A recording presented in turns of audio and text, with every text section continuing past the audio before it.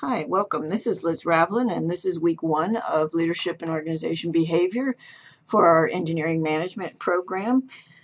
In week one, we're going to talk about values, diversity, and personality. We're going to start with cultural values and move on to general diversity because we think this is one of the most important topics in our course, and that's where we're going to start. So we'll start with cultural values, and we want to be able to distinguish between different cultures on some broad dimensions, which we'll identify here. These are some of the most common ones that are used in thinking about workforce diversity. Individualism versus collectivism. The US versus Japan. People in the US tend to be very individualistic.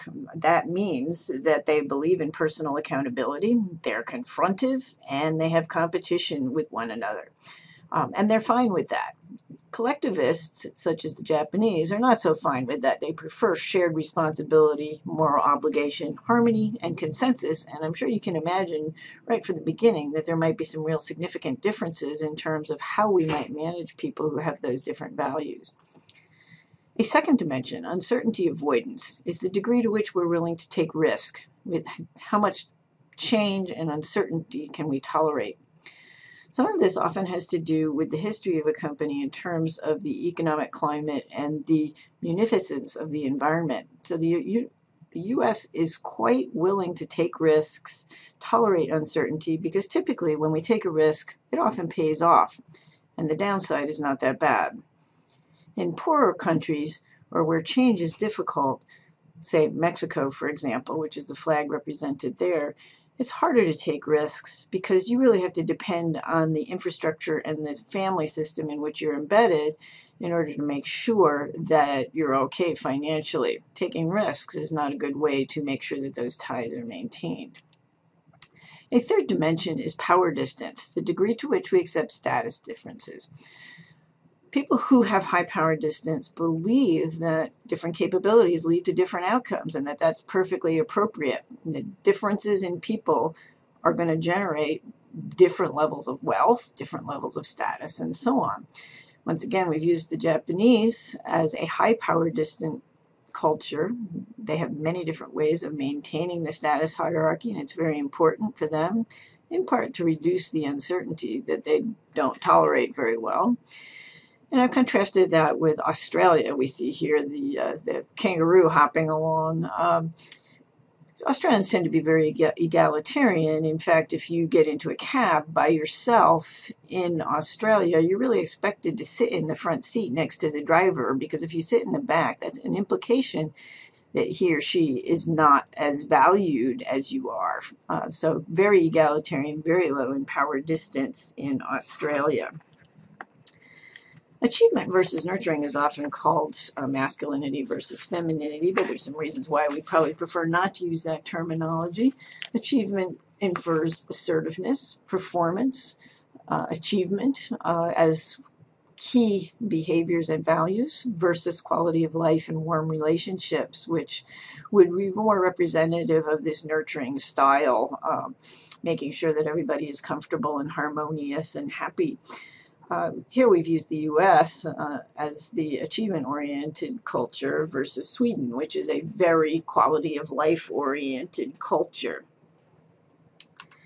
A last dimension is short-term versus long-term orientation, and there's a couple of different pieces to this. So there's a respect for tradition.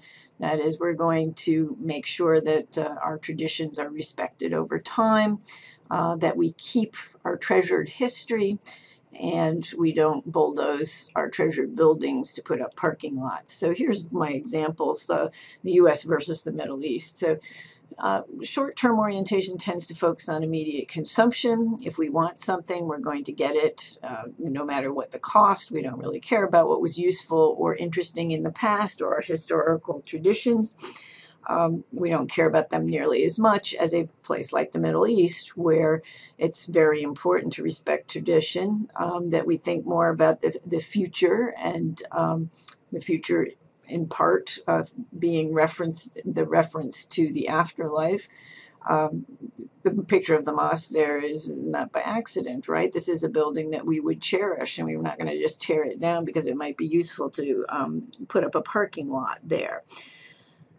So less conspicuous immediate consumption and more thinking about how we fit with God's plan for us in the future. Clearly, once again, we can imagine that there would be significantly different ways of managing people from these different cultures. So why are cultural values and institutions important? They really require some changes in behavior in order for us to be effective in our performance as managers and leaders. One question that sometimes people ask is whether this invalidates OB findings and theories, because so much of this body of literature has been developed from Anglo and Western organizations, in fact, predominantly in the US. That's beginning to change. And of course, China is quite a powerhouse these days, but it's just beginning. And a lot of what we already know comes from American or Anglo or Western thinking. The issue can be answered fairly easily if we think about an example. So if we think that we're coming up with some reward systems and we need to consider the cultural dimensions we just talked about, what kinds of things would we need to consider? Well, the most obvious would be that people from different countries might prefer different rewards. So here in the US, we might prefer more money.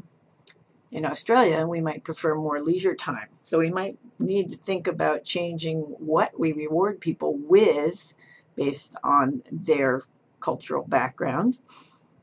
Beyond that, we might need to think a little bit about how they think about reward systems. So one of the things that's a fundamental piece of motivation is, if I work hard, will I get a reward?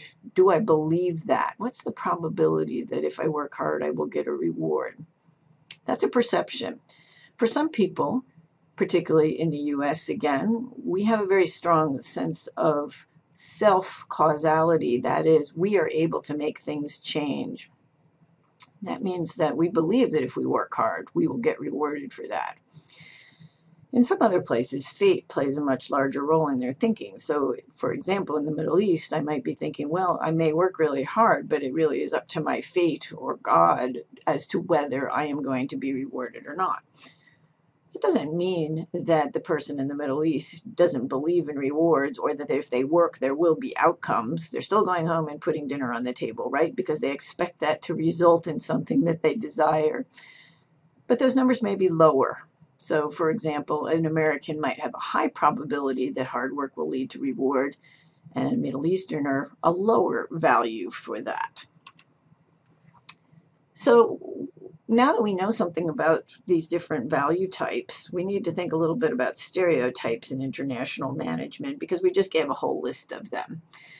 Typically, multicultural training is given to people who work in a concentrated multicultural environment or expatriates. It's given to help people adjust to those environments, and it has two purposes. First of all, to teach flexible attitudes. That is, maybe I could use different eating utensils. Maybe I could approach this business problem by making my own decision instead of asking everybody as I normally would. Maybe I can eat dog instead of thinking of it as a pet. The other piece of it, teaching about specific cultures, which essentially are stereotypes, which in a domestic context we would think was a very bad thing. So how do we use these effectively? Okay, first of all, we need to be consciously holding them. That is, we need to consciously know that we believe that Japanese are collectivistic. If it's unconscious, then we can't control it. When it's descriptive, not evaluative, when I'm simply describing the behavior, not when I'm judging it or evaluating it, such as what means an on-time delivery. What does that mean in different cultures? When they are accurate, that is, they should be true as a first best guess prior to I interact with a specific person. And lastly, once I've begun my interaction, I'm going to modify that as I find out more information about the person. Next, we're going to talk a little bit about diversity in general. Let's stop there and we'll switch gears for one moment.